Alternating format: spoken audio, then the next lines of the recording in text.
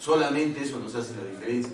El resto, si estamos pensando que por ser licenciado en turismo necesitamos algo adicional, también nos hemos equivocado. Entonces, vamos a dar en un inicio aspectos generales, que en realidad esa es la base del perfil del docente o profesor. La base es un tronco único, no hay una especialización puntual, excepto en las materias que ya enseña, pero al final, esas materias, ¿cómo lo enseña? Usando este único tronco, usando esa lógica, no hay otra manera. Entonces, lo principal que debe tener en aspectos generales es el conocimiento que tiene relación a estos aspectos. Y me gustaría en realidad usar otro sistema, pero va a ser difícil. He tratado de encontrar, como les digo, una estafeta, ha sido casi difícil,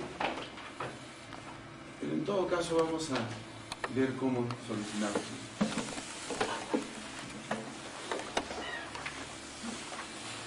En todo caso vamos a pasar con el perfil. No sé si puedes dar lectura, por favor. Entonces, como les decía, sí. Elementos de un perfil. Primero al primer punto. ¿Sí? Mejor va a ser así. La educación, fundamento de la sociedad. Entonces, vamos, para entender esto de la docencia, del perfil del docente, vamos a agarrar esos 8 elementos. Y recién vamos a poder definir cómo es que tiene que ser este perfil, ¿no? Como les decía, tenemos que encontrar la lógica a esas cualidades que se asigna, debe tener, en este caso, un profesional licenciado en turismo que se dedica a labores de docencia. Entonces, el primer punto, ¿lo repites, por favor? La educación, fundamento de la sociedad. La educación, fundamento de la sociedad. ¿Quién tiene el número 1? ¿Puede darle lectura, por favor? Dice, la educación, fundamento de la sociedad. Lo que mantiene viva a la sociedad es la solidaridad y la comunidad de las personas alrededor de ideas tales como bien, justicia y verdad. Aristóteles. La educación tiene la tarea de formar en los valores que aseguran la cohesión social. De este modo, la educación sostiene la sociedad. La educación garantiza además el acceso a los bienes y valores de la cultura. Gracias a la educación es posible formar a las nuevas generaciones en el respeto a la vida y a los demás derechos humanos y los principios de convivencia, pluralismo, justicia, solidaridad y equidad. Gracias a la educación es posible transmitir la experiencia sedimentada a lo largo de generaciones y establecida como conocimiento útil para la vida social. Gracias a la educación es posible el disfrute de los bienes generados por la cultura.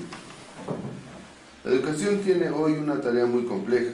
Debe recoger y transmitir el saber acumulado, aquellos conocimientos y formas de pensamiento y de trabajo alrededor de los cuales podría decirse que hay un consenso a nivel mundial. Pero también debe formar los ciudadanos de una nación, capaces de compartir ideales y de trabajar mancomunadamente en la producción de la riqueza colectiva y en la solución de sus necesidades materiales y espirituales. La educación debe asegurar, en síntesis, la formación de ciudadanos competentes para el trabajo y para la vida social. La educación debe asegurar el reconocimiento de la diversidad cultural, el respeto por las diferencias y el estudio y comprensión de las culturas. Asistimos a una serie de cambios radicales y a la tarea socializadora de la educación no puede ser cumplida sin una renovación permanente de sus contenidos y sus métodos. Los ciudadanos de hoy no pertenecen solamente a una nación, pertenecen al mundo. Se advierte que es fundamental educar para la reflexión, la crítica y la creación. Es necesario educar personas capaces de reconocer y asimilar los cambios, y por tanto se trata de educar en la disposición permanente a aprender. Ahora, para seguir con este ejercicio, yo les pregunto si trato de, y es la mejor forma que he encontrado de impartir un conocimiento a mis alumnos, es desarrollar párrafo por párrafo y utilizando ejemplos para cada caso, porque si no es difícil. Estaría, no sé, intentando algo que sé que al final no voy a lograr los frutos que se pretenden, ¿no? Pero como verán, la educación o la labor del docente trasciende a un hecho físico, a una universidad. Tiene que ver con lo que es cohesión de una comunidad, valores culturales de una sociedad. Eso es lo que logra el docente a través de su enseñanza. O sea, no solamente forma profesionales bajo un perfil, lo que está formando es ciudadanos que tengan que velar por la democracia participativa de su comunidad, tengan que velar porque esa sociedad sea creativa, se mantenga en el tiempo, en el espacio, sea dinámica, ¿no? Es bastante complicado, como se dan cuenta. Y nos estamos viendo que la labor del docente entonces no solamente es agarrar un texto especializado y darle. Hay que interpretar ese texto en base a una identidad cultural. Y eso hay que hacerlo llegar al alumno. ¿En base a qué? A unas metodologías de comunicación. Al final el docente, ¿cuáles son sus dos pilares fundamentales? El conocimiento, las especialidades que tiene y los factores de comunicación, las estrategias de comunicación que tiene para el alumno. Esas dos cualidades tiene que tener. Si no las tiene, tiene que capacitarse, ¿no? Entonces, a ver, vamos a repetir desde el segundo párrafo, por favor, desde la educación. La educación tiene la... ¿Puedes repetir, por favor? La educación tiene hoy una tarea muy compleja. Debe recoger y transmitir el saber acumulado, aquellos conocimientos y formas de pensamiento y de trabajo alrededor de los cuales podría decirse que hay un consenso a nivel mundial. Perfecto. Entonces, los educadores lo que tienen que hacer, en el caso del turismo, es recoger todo lo que se ha venido estudiando como teoría del turismo. Es obtener un concepto claro para luego, en el curso que están enseñando, saberlo aplicar. O sea, bajar a un contexto real, en este caso de Cusco, para aplicar todo ese bagaje histórico, ponerlo en un tiempo actual. A eso se refiere. ¿Puede seguir el siguiente párrafo, por favor? Pero también debe formar los ciudadanos de una nación, capaces de compartir ideales y de trabajar mancomunadamente en la producción de la riqueza colectiva y en la solución de sus necesidades materiales y espirituales. Eso creo que está claro, ¿verdad? No hay mucho que discutir ahí. Sigamos. La educación debe asegurar en síntesis la formación de ciudadanos competentes para el trabajo y para la vida social. ¿A qué se refiere cuando hablamos de competentes? ¿Qué es ser competente? Cuando hablamos de una empresa turística, ahora está de moda, la empresa tiene que ser competente, tiene que generar valor agregado, decimos, ¿no, señor Washington? La competitividad es sinónimo de ¿qué? De idoneidad. Tiene que ver con eso, de eficiencia, de efectividad, de productividad, de calidad total, todos los conceptos dentro de lo que es la administración moderna, ¿no? Entonces, eso es lo que tiene que formar a través de esos conceptos que entrega el docente, tiene que dar esas bases al estudiante, tiene que formarle en él una cultura de la competencia. Eso. El objetivo mayor es darle esas bases, formar en una cultura de competencia, porque si no nos vamos a ver con el ejemplo, cuando queremos gestionar calidad en una empresa, la mayoría de la gente no entiende la calidad. ¿Por qué? Si nosotros vamos a cualquier restaurante turístico, cuando nos sirven de cualquier manera, ¿acaso reclamamos? No nos interesa. ¿Por qué creen que siguen existiendo restaurantes que te dan, a veces algunos te sirven por la izquierda, otros te sirven por la derecha, otros te entregan la carta abierta, otros te entregan cerrada, no hay un estándar de servicio? ¿A quién le interesa eso? Cuando nosotros, los profesionales del turismo, debíamos estar pendientes de la calidad de servicios, porque se supone que los turistas que atendemos tienen una formación más desarrollada. Entonces, si no generamos esos cambios a través de la cultura, muy poco vamos a hacer en solamente hablar de calidad como concepto, de la cultura en la calidad como concepto. Va a quedar en un saco roto. Tenemos entonces que sensibilizar a través de los conceptos, generar un cambio de mentalidad de base, si no, va a quedar, como vuelvo a repetir, en un saco roto esto del concepto de competitividad. Siguiente. La educación debe asegurar el reconocimiento de la diversidad cultural, el respeto de las diferencias y el estudio de la comprensión de las culturas.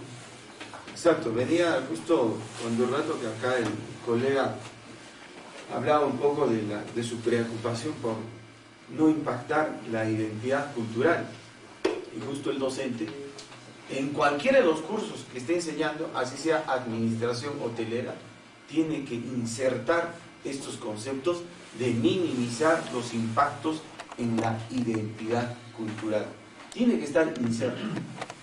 Ustedes dirán, no, pero en hotelería se manejan conceptos netamente administrativos. Falso, falso. Hoy en día, para que un hotel sea competitivo, inclusive se entrega una certificación a través de que demuestra que impacta lo menos posible, tanto en el patrimonio cultural como en el patrimonio natural. Y eso tiene que estar ya implícito, entonces, en los conceptos que se imparten, así sea la disciplina que parezca más ajena a esto de identidad cultural. ¿Seguimos? Asistimos a una serie de cambios radicales y a la tarea socializadora de la educación. No puede ser cumplida sin una renovación permanente de sus contenidos y sus métodos. Los ciudadanos que hoy no pertenecen solamente a una nación, los ciudadanos de hoy no pertenecen solamente a una nación, pertenecen al mundo. Otra cosa que debemos aprender, y eso lamentablemente ustedes habrán podido ser testigos, y lo digo lamentablemente y soy parte de eso, me considero parte, es que los docentes debemos estar preparados a la dinámica mundial. El docente que no está actualizando conocimientos, no está pensando en el mañana antes que el resto, es un docente que está perdiendo la brújula, ha perdido el norte, ha seguido aplicando cosas entre comillas tradicionales, nada tiene que ver con el folclore, entre comillas tradicionales que ya están desfasadas con muchos hechos que ya están a la vanguardia. Y más en turismo. El turismo, como ustedes bien saben, es la actividad económica que antes que todas ya era global. ¿Y qué quiero decir? Que ya se daba en todo el mundo bajo el mismo sistema, la misma lógica. Es una actividad globalizante, aunque no nos guste. Y eso va en contra, por ejemplo, de lo que es identidades. Hay una gran discusión entre los teóricos del turismo y los teóricos sobre identidades culturales. Todavía no se ha definido, porque quieras o no, o querramos o no, el turismo tiene que estar a la vanguardia. Les pongo un ejemplo más gráfico. Un hotel cusqueño, digamos, un hotel en el Mano, que va a ser un ecológico, obviamente dentro de las características de diseño y de planificación, tiene que utilizar materiales de la zona para no impactar en el medio ambiente. Pero ¿qué pasa si los turistas empiezan, o los turistas potenciales que van a hacer uso, o uno empieza a ver que existen necesidades que tú tienes que ir adicionando a ese lodge que va a hacer cambiar los patrones culturales? ¿Con qué te quedas? ¿Qué decides? ¿Qué decidimos? Hay una discusión fuerte, ¿no? Hay que tomar decisiones alternativas, hay que ser estratégicos, y eso también debe ir formando el docente. O sea, no se trata solamente de cambiar por cambiar, se trata de dar cambios, pero racionales. Hay que ver costos. ¿Qué es lo que cuesta más? ¿Tener más turistas? O al tener más turistas, ¿qué estamos perdiendo? Hay que ver esto. Costos, beneficios. En todo momento. ¿nos produce más beneficio a nuestra cultura tener más ingresos económicos? Pero ¿qué estamos perdiendo en contraposición? Eso se tiene que equilibrar y eso ya tiene que ir insertado en cada curso. A cada alumno hay que ir poniéndole esos criterios, costo-beneficio. Otra cosa que quería en este conversatorio, cuando tengan alguna duda, por favor levanten la mano, porque es el único modo que podamos tener en realidad lo que tiene el título conversatorio, porque si no va a ser una charla de un monólogo, y a mí realmente, si quieren que les diga la experiencia que tengo con los alumnos tienen ese comportamiento. No sé por qué, y creo que es solamente la parte andina, porque cuando estuve presente en algunas clases, di algunas charlas en ciudades del norte, cuando se dice preguntas, todo el mundo levanta la mano.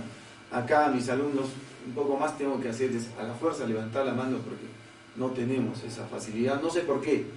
Por más que uno trata de ser abierto, de decir no se les va a juzgar por lo que digan o por lo que pregunten, así sea lo más tonto, pero la idea es que empiecen a participar, no hay eso.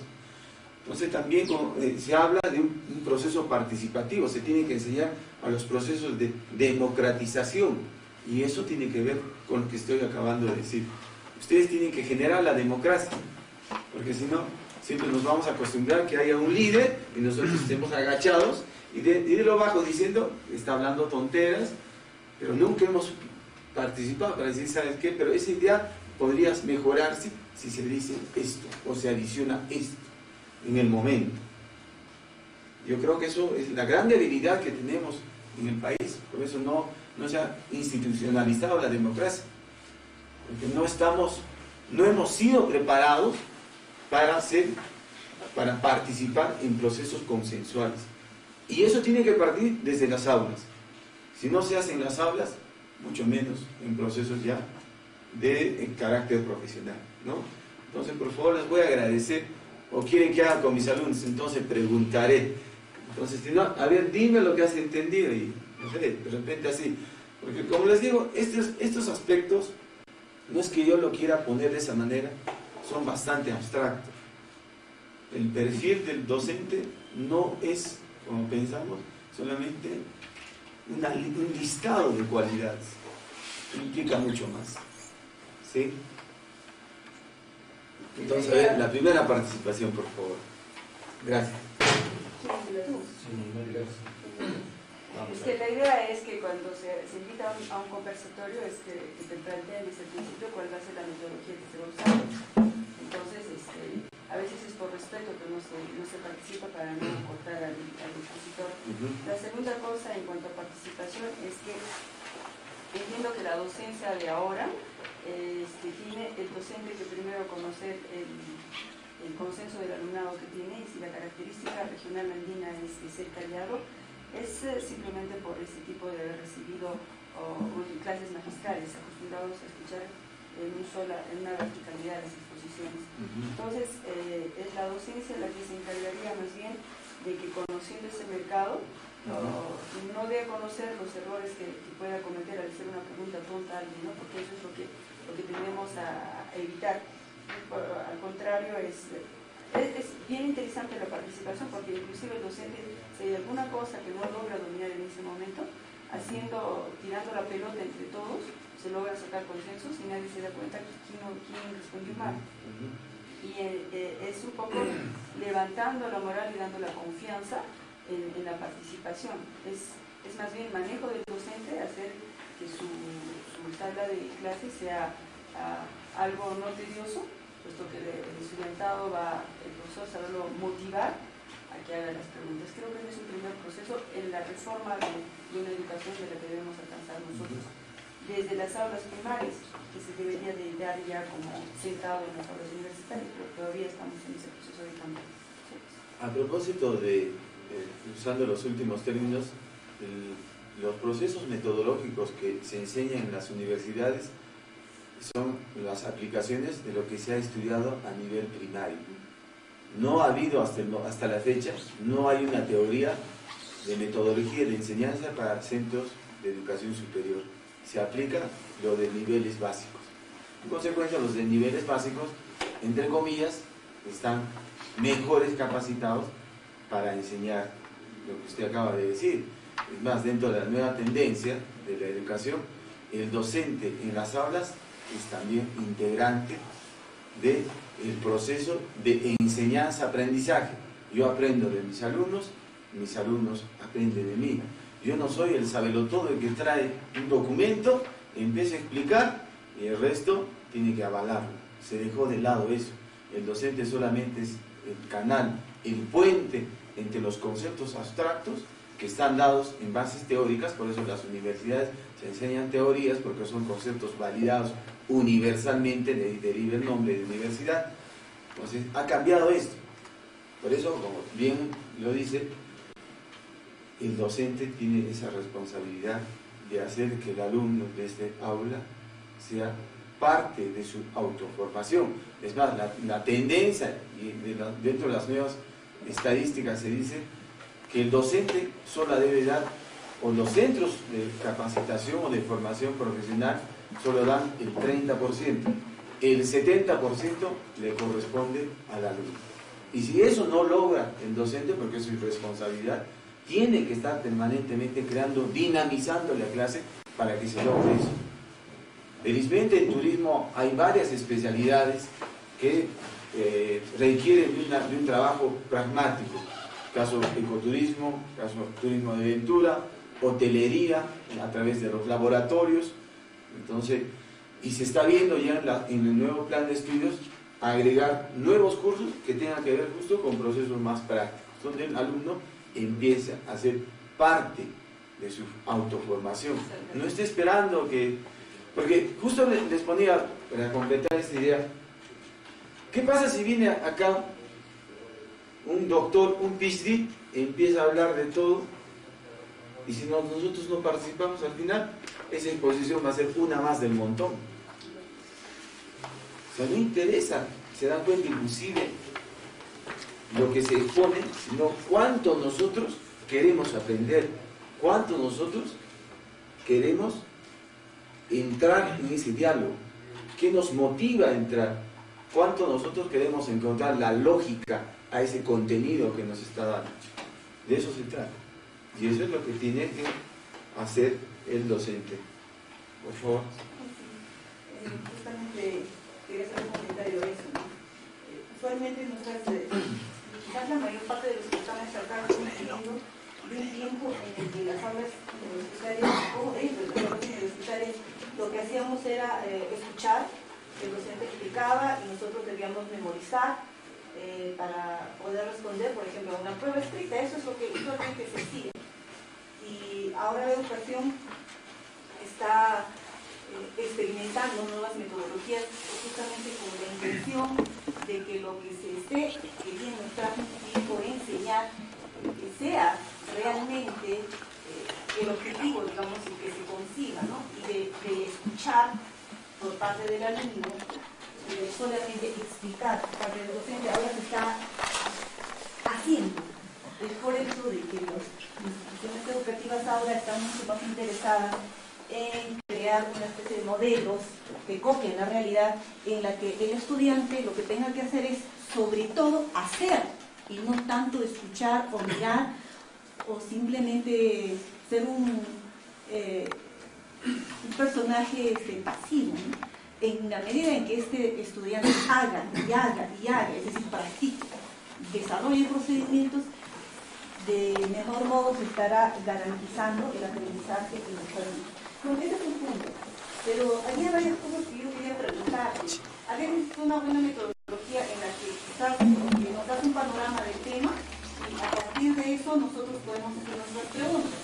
Porque no sabemos en realidad qué viene después. Puede ser que después en tu exposición toques temas que yo ya me esté adelantando con las preguntas. Bien. Esa era la intención. Ya, por ejemplo, tú me hablas ahora del perfil del docente, no solo es esto, sino no solamente es una lista de cualidades de repente, sino tiene que ver con cosas mucho más profundas. Y dentro de esto hablas o propones una serie de cosas. Dices que ese es el perfil ideal. No, lo que todavía no debería habla hacer del o perfil. es ¿O es lo que el docente es ahora en la universidad? Tampoco todavía he llegado a ese tema. Todavía no. Lo que estamos exponiendo es justo los elementos que se debe saber para, a partir de esos elementos, todos estos 8, a partir de esos elementos, recién proponer el perfil, que ya está definido. Ya hay esas definiciones. Agarramos cualquier, entramos a cualquier página web, pongan perfil del docente, te va a salir un listado. No ganamos nada con eso. Lo que vamos a lograr en esta exposición es entender de dónde ha salido ese perfil, qué pretende ese perfil, a qué preguntas pretende contestar, qué se quiere lograr a través de ese perfil. Eso es la idea, por eso le he puesto... Claro, pero una cosa importante, Iván, ¿no? De repente podemos entrar a internet y sacamos el perfil ideal, pero ¿cómo es el docente ahora? Es importante, ¿no? Lo importante es cómo está haciendo ahora el docente y qué productos está teniendo como resultado de lo que él está haciendo, porque mucho se ha avanzado en propuestas, mucho se ha teorizado de repente sobre eso, pero cuestiones específicas parece que en nuestro medio todavía faltan. Porque si no, ¿por qué está tan mal la educación entonces? ¿No? Si se hubiera avanzado bastante, entonces, ¿cómo medimos nosotros en realidad si las nuevas propuestas están teniendo un buen o un mejor resultado respecto a lo que se hacía antes? Pero no, está bien. En todo caso, lo que tú me estás hablando es un diagnóstico de la situación problemática en el Cusco, de la docencia. Pero para que sepas y tengas lo que hablaste, indicadores para saber cómo está la docencia en Cusco, tienes que saber ¿qué cosa? El cómo debe ser, si no, en base a qué vas a decir cómo debe ser, o en base a qué vas a contrastar y decir esto está mal. Si no sabes el cómo debe ser, no puedes decir si está bien o mal. Si dices que está bien, sería subjetivo. Lo que vamos a hacer es primero aprender cómo debe ser, a qué se debe orientar, para a partir de eso decir, ah, entonces en Cusco esto está mal. En Cusco, esta otra cosa también está mal. En esto sí habíamos estado bien. ¿No es cierto? Y esa es la metodología, ¿no? Okay. Gracias en todo caso, porque ha seguido. Como verán, cuando se discute, no discute, entre comillas, discusión, es que se conversa, llegamos a una mejor comprensión, porque a veces los docentes o los ponentes, en este caso, somos complicados. Siempre hay una tendencia a complicarnos, o complicar un tema más de lo necesario, ¿no? Depende para cuidarnos, ¿no? Listo. Sigamos, avancemos, si no, no vamos a acabar. Por favor, el segundo punto. ¿Quién lo tiene el segundo punto? Gracias. El segundo punto es un contexto problemático. El educador, que es el profesional sobre cuyas espaldas se cimientan responsabilidades señaladas. Además, buena parte de lo que lo configura como sociedad en el futuro depende directamente del modo como él realiza su tarea.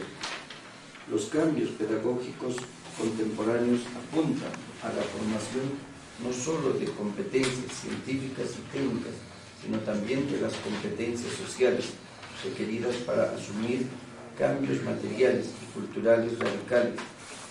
Ello exige del docente una gran responsabilidad y una gran flexibilidad, su compromiso con un proceso continuo de actualización, la disposición permanente a aprender y a constituir conocimiento sobre su propia práctica. Nuevamente les pregunto, ¿han entendido? Es muy complicado esos conceptos.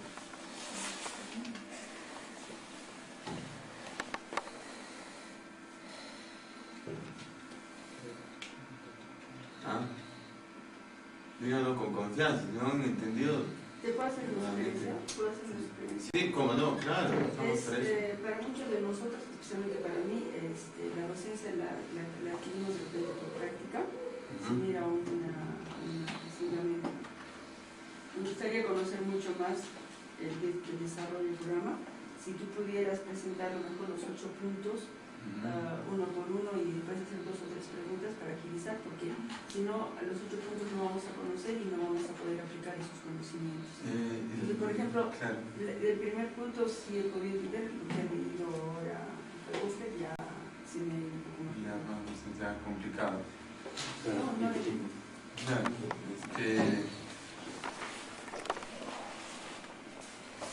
Claro, la intención para seguir explicando el método que pretendo era justo, como sé que hay mucha, o es un mínimo la participación, de darle, se dije, como no voy a tener, porque se supone que eso lo podíamos tener en pantalla y todos estar siguiendo, yo leyendo poco a poco y explicando, eso hubiera sido lo ideal, pero no se trata de llorar también. Cuando dije vamos a agarrar otra estrategia, como no hay mucha participación, voy a dar a diferentes participantes para que den lectura y en base a eso el resto puedan no, está bien, captar, pero va a ser lo mismo, yo voy a leer y nuevamente vamos a repetir, en todo caso... O sea, de la lectura, por ejemplo, ¿qué cosas hemos captado? Eso, y los que no han captado podrían hacer preguntas. Eso es lo que yo pretendo. O sea, Después de dar una lectura, que ustedes hagan las preguntas pertinentes. Eso era mi pretensión. No sé si va a funcionar, en todo caso, vamos a ver qué tan bien he planificado, porque de repente he planificado mal. Obviamente puede pasar eso. Pero en todo caso, esto del contexto problemático, en primer aspecto se refiere que el contexto, como ya les venía diciendo, se complica cuando es dinámico, cuando es cambiante. Eso. O sea, el que piensa que lo que hoy día aprendió, mañana va a valer, se engañaron. Por ejemplo, y eso les digo con la crudeza, a muchos guías que siguen dando la misma retórica de hace 25 años. Están mal. Porque la dinámica de la ciencia es cada vez más veloz. Lo que antes era validado, ahora ya no más. Y es lo mismo, si el docente no está preparado a esa dinámica, a ese contexto, que tiene una problemática, sí, se le llama problemático en general, entonces va a dar unos roles, unos patrones que no corresponden, ¿no? a la educando. Sí, ese es lo que justamente quería comentar. Para iniciar, yo quisiera saber qué este perfil tú lo has diseñado. Es un diseño propio. Y si te entendí de la dinámica, primero conocer estos elementos de perfil para hacer un contraste final, cómo vamos, ¿no? Lo podemos estar haciendo ahora. Aparte, entendí más o menos el punto 1, sino como lo estaba diciendo ahorita, ¿no? Cómo los centros de varios, etc. Y cómo él realiza su tarea, ¿no? Es la parte que yo entendí más, ¿no? Yo creo que en este punto, lamentablemente yo digo que las experiencias que he tenido como docentes han sido pues caóticas, ¿no? Caóticas. Yo he conocido a un docente que ha dictado 6 meses, solamente nos ha dictado 5 hojas con un papel amarillento, ¿no? U otro que no venía y que simplemente nos decía el viaje está en fecha y el que viaja salva, ¿no? Y cómo es el contraste del alumno cuando presentan buenos docentes, los mismos alumnos por miedo a no aprobar lo hacen sacar, ¿no? Hablo de experiencia general, no voy a detallar, ¿no? Entonces yo creo que el segundo punto, un contexto problemático, todo lo que has referido, actualmente yo creo que un buen porcentaje de docentes no están, como tú dices, en una retroalimentación, como se llama, constante retroalimentación. Es un punto de vista, no sé, de repente hay la variable, pero esa es una de las bases para que el resultado final, muchas veces el egresado de la universidad se arroja a realmente no tiene una idea de la amplitud que pueden dar en cuanto a profesión. Pues agarran de lo que automáticamente les puede dar dinero que es lo más.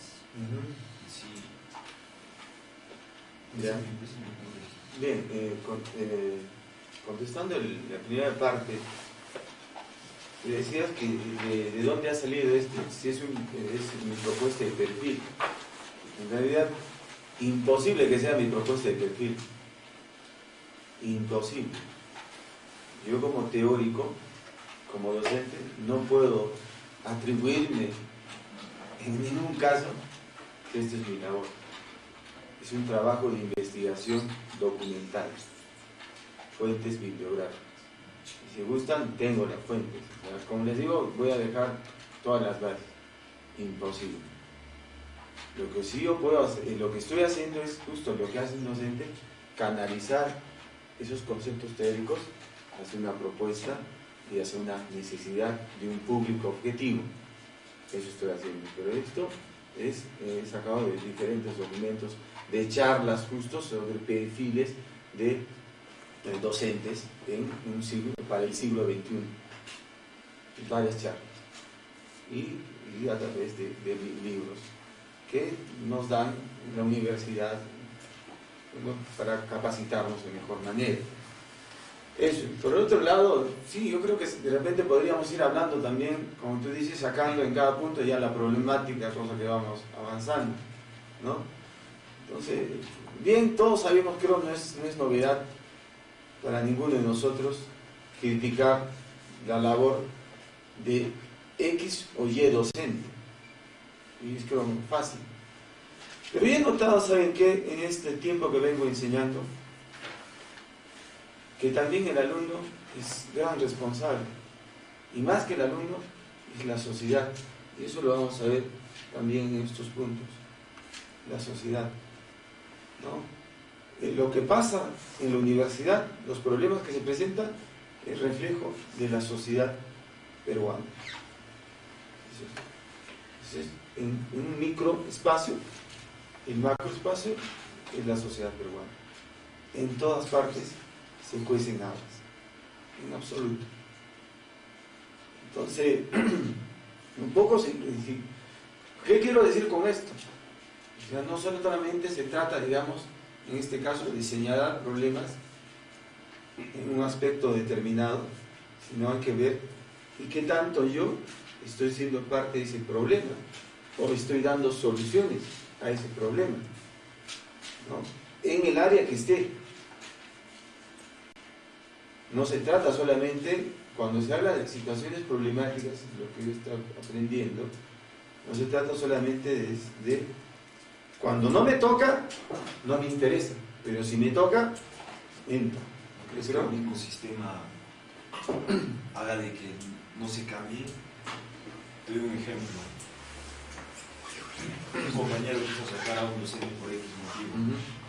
El docente, en confabulación con los demás, hicieron una denuncia penal. Y todos sabíamos conscientemente de que ese alumno estaba en lo correcto. Todos. Pero hay gente realmente que no. Entonces yo te digo, el sistema, ese sistema oscuro, hasta poder llamarlo podrido, es el que no te permite. ¿Entiendes? Entonces, tú dices, ¿qué uno hace por eso? ¿Qué uno quiere hacer? Pero la realidad te muestra otra cosa. Haces esto, no te gradúas. Ese es, por ejemplo, el lema que todo docente dice. Y eso lo sabemos todos, no es novedad. Pero en todo caso, yo te cuento, así como me estás contando un caso pragmático y una realidad que tú le has vivido, te cuento otra y de repente me va a contribuir la colega que también es docente.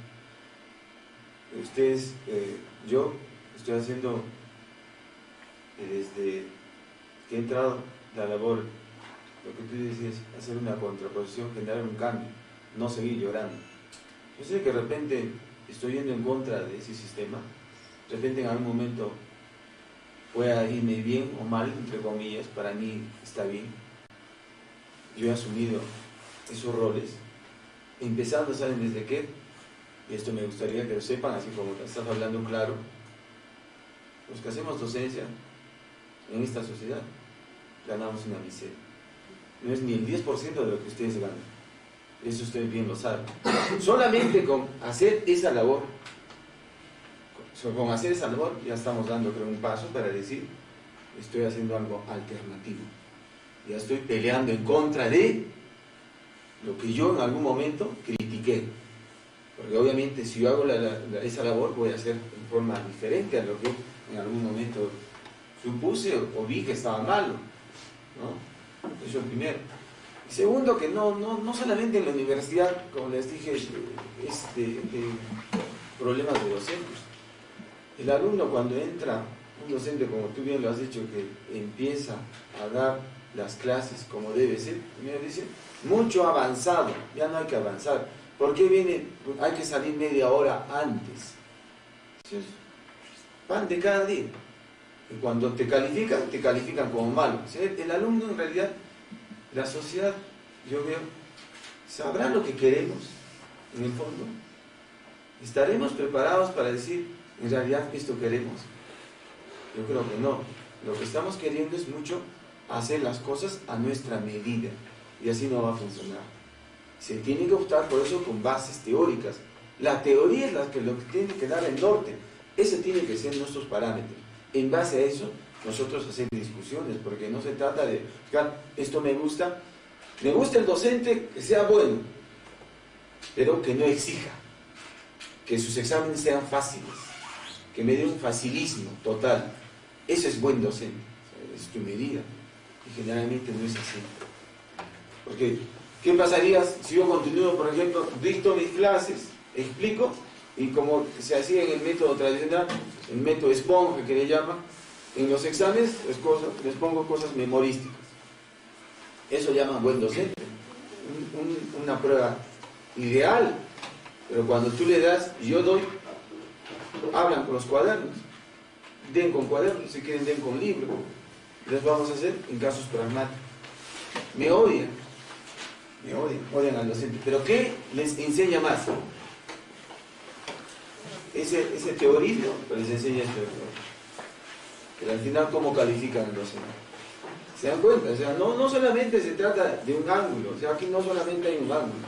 Con esto no estoy defendiendo mucho de lo que hemos visto, pero yo cuando estoy en este lado me estoy dando cuenta también que gran parte de ese problema corresponde al sistema. Y el sistema, cuando hablamos de sistema, no estamos hablando solamente de uno de los elementos del sistema, hablamos de todos, y entre ellos están los estudiantes, quieran o no. Son elementos integrantes, ¿no? Entonces, a esa realidad, no debemos ser ajena a esa. Aunque el colega también habrá experimentado eso, ¿no? Una realidad que choca. En un momento dice, hoy, me alegra porque ahora el perfil del estudiante, según las notas de ingreso, son, creo, promedio 14. Debe ser un buen estudiante. Lamentablemente me ha extrañado. No sé si estudiar solamente para ese examen, pero después no hay una suerte de querer prepararse, ¿no? Hay que seguir empujándolo y al final uno le hacen que se canse. Ustedes también tienen que entender la labor del docente. No crean que es una labor simplemente de ir, dictar, sino hay una preocupación permanente y lo vamos a ver, porque qué tanto ese alumno ha captado esta clase, en la noche, al día siguiente decir, creo no he logrado, tengo que hacer otras estrategias. Hay una preocupación y al final uno se va cansando, porque cuando ve que el alumno una dejadez total, uno empieza a decir, creo estoy nadando en contra de la corriente y creo el método que se usaba parece el más adecuado para el sistema social. No sé, o te dejas vencer o sigues nadando en contra de la corriente. Tienes que tomar esa decisión. Quería hacer un comentario acorde a lo que se plantea el sistema. Tuve la oportunidad de leer una tesis en antropología que trata sobre la educación rural y la educación urbana. O sea, había un contraste, ¿no? Hacía un contraste entre los dos porque decían de que una persona, agarrando dos colegios nomás, una persona, por ejemplo, estudia 5 años de educación cívica, estudia historia, estudia ya sea de política o todos los cursos que vamos a estudiar durante 5 años, y cuando se le pregunta al estudiante terminando quinto qué es lo que ha aprendido, solamente dice que aprendió historia, matemáticas o lenguaje, y los demás cursos, ¿qué ha pasado? Entonces, ¿qué ha pasado con el sistema? Ahora, ¿qué pasa con una educación rural? Lamentablemente, las personas, por ejemplo, los padres se quejan de que mis hijos prefieren que sus hijos no vayan a estudiar porque dicen de que ya no quieren ir a pasear su ganado, ya no quieren ayudarles en las tareas.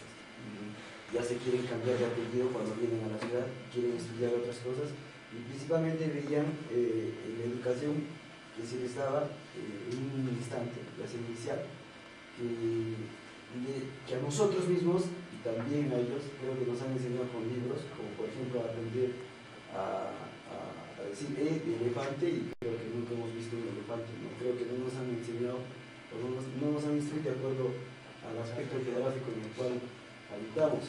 Y en conclusión, o sea, en lo que terminaba esta tesis era de que los países desarrollados lamentablemente quieren que nosotros sigamos estudiando, o sea, que la culpa es del sistema, porque no quiere cambiar, no quieren dar una educación técnica y científica. Por ejemplo, en la universidad todos terminamos haciendo una tesis y proponemos esto y proponemos y nos quedamos en propuestas. Nunca hemos propuesto algo que debería ser y decir, no, esta propuesta o este plan o este proyecto se hace y con tanto dinero, con tanto, y se debe de hacer.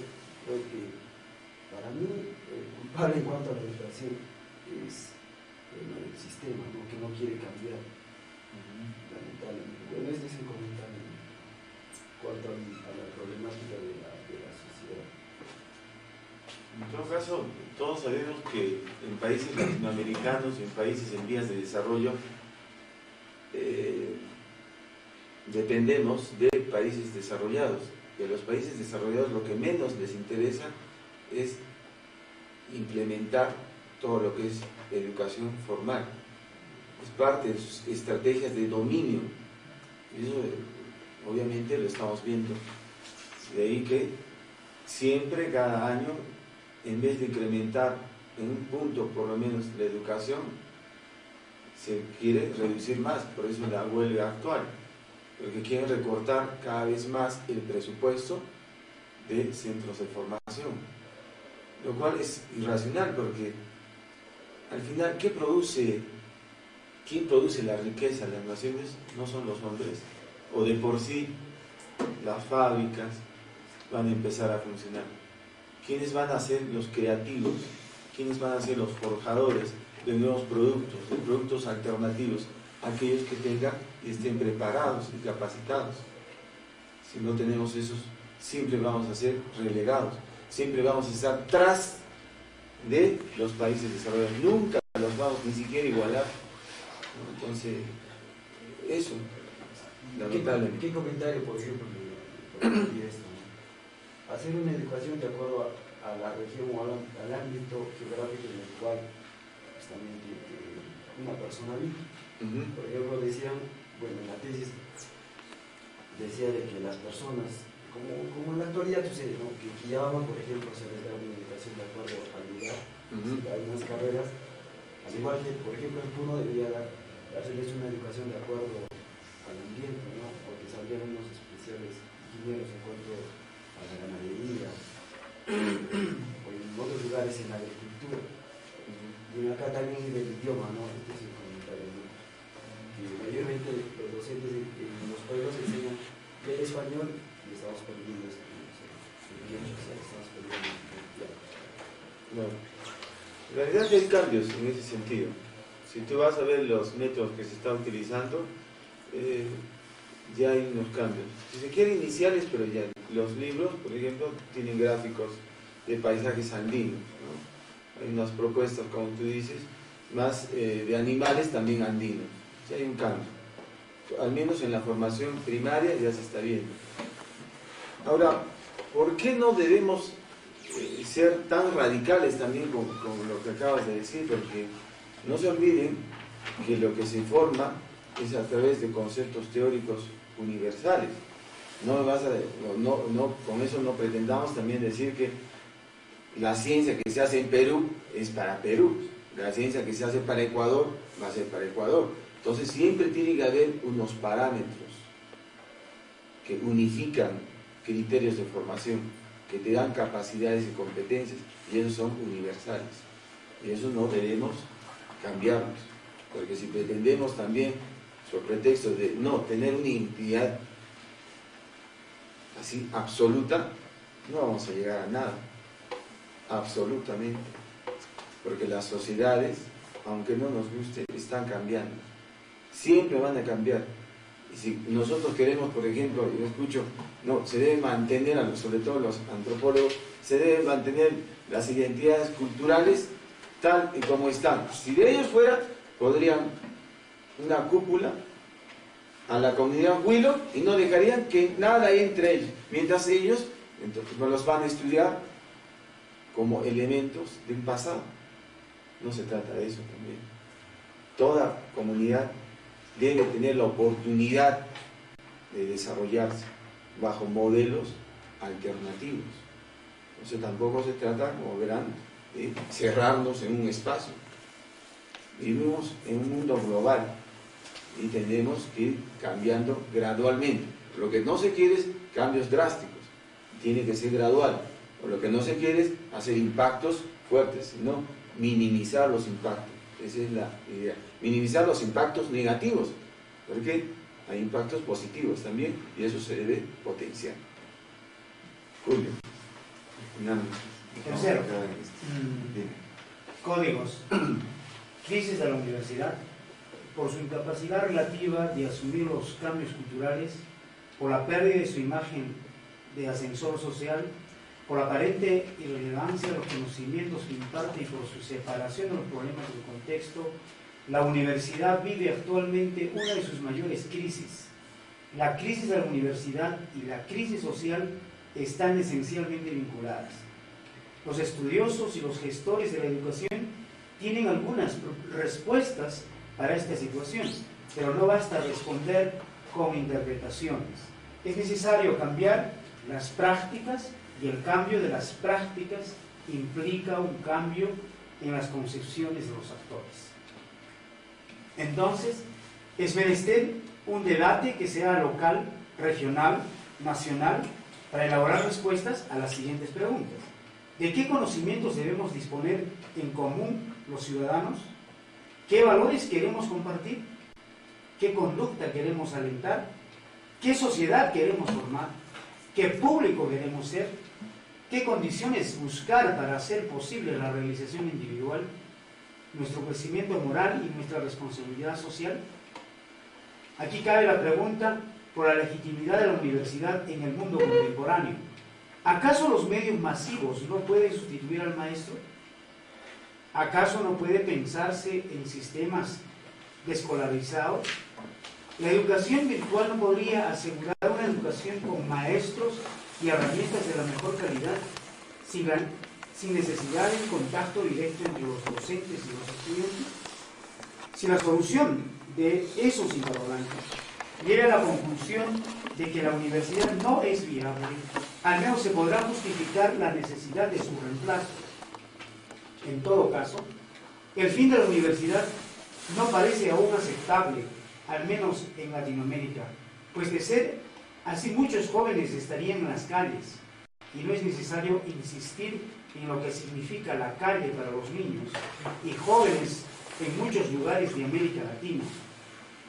En cambio, debe llevar a convertir la universidad en un lugar interesante, a alimentar el deseo de saber y el trabajo en grupo, a estimular el estudio de los problemas del entorno, sin descuidar el cultivo del sabor universal que la escuela enseña por vocación. El cambio debe llevar también a una mayor interacción entre los estudiantes, a una mayor conciencia colectiva. Si en ese espacio, además de aprender a convivir, se incorpora la cultura académica, se aprende a discutir, a enriquecer los problemas con los aportes de los textos, a predecir y producir resultados y evaluar para cambiar. Si se goza el placer de aprender y se fortalece la voluntad de conocer, no parece que la universidad puede ser sustituida, al menos en corto plazo. Ese último párrafo más o menos grafica el por qué aparentemente las universidades en el mundo contemporáneo, a pesar de los nuevos sistemas virtuales que tenemos acceso a formación, todavía inclusive para los países latinoamericanos cobran más relevancia, ¿no? A través de los centros universitarios se puede recibir todos estos conceptos, sobre todo aprender a predecir, es lo más importante, lo que llamamos en la administración a ser proactivos. Eso es importante. Y ese rol no tiene que perder la universidad. Tiene que enseñarnos también a ver a esos textos como manuales para hacer cambios necesarios y fundamentales en un contexto geográfico, como es el caso cusqueño o regional. Porque mucha gente he escuchado que dice, sí, pero esa teoría ha sido hecha en Europa, no sirve. Cuando empecemos a darle más valor a eso, estamos perdiendo el norte. Lo que se trata en todo caso es de hacer ese texto, bajarlo a un contexto real. Pero eso es válido. Y eso es una labor importante, ¿no? Tenemos que fortalecer esas voluntades. Como decía la colega, enseñar a saber es importante hoy en día. Colega, Dime. en lo que se estaba comentando, por ejemplo, ¿no?, las tesis que se tienen en la universidad, se dice que esas tesis tienen que ir en beneficio de la comunidad. Y yo me pregunto, ¿cuántas de esas tesis son 500 o 600 tesis que se han hecho y que realmente han llegado, digamos, a ser sostenibles? Yo creo que no se está haciendo nada lo que es proyección social. O de repente se está enmarcando solamente al conocimiento, a la enseñanza nada más, y después se olvida la investigación y se olvida mucho más de lo que es proyección social. ¿Por qué? Porque no se hace. Ni siquiera en las tesis. O sea, ¿cuántas de esas tesis, ¿no?, que se han hecho realmente sirven a esas comunidades? ¿Sirven para el mismo autor que ha hecho esa tesis? Solamente para llenar de repente la biblioteca, ¿no? Y todo el mundo va sacando copia de tesis. Ya. Para un poco, y luego le doy paso a la interrogante, a la colega, pero ¿no crees que también la contraparte es, y esas tesis cumplirán los requisitos mínimos de la investigación científica? ¿Estaremos validando, o vamos a validar algo que sabemos de antemano, como tú lo has dicho en tus propias últimas palabras, algo que sabes que está mal hecho, porque son copias de copias? Si no crees que también hay que ver, siempre es bueno analizar en todas las vértices posibles, porque no se trata solamente de querer optar una posición en base a una variable. Hay que usar la mayor cantidad de variables para en base a eso tener un mejor resultado, un resultado, si se quiere, más racional.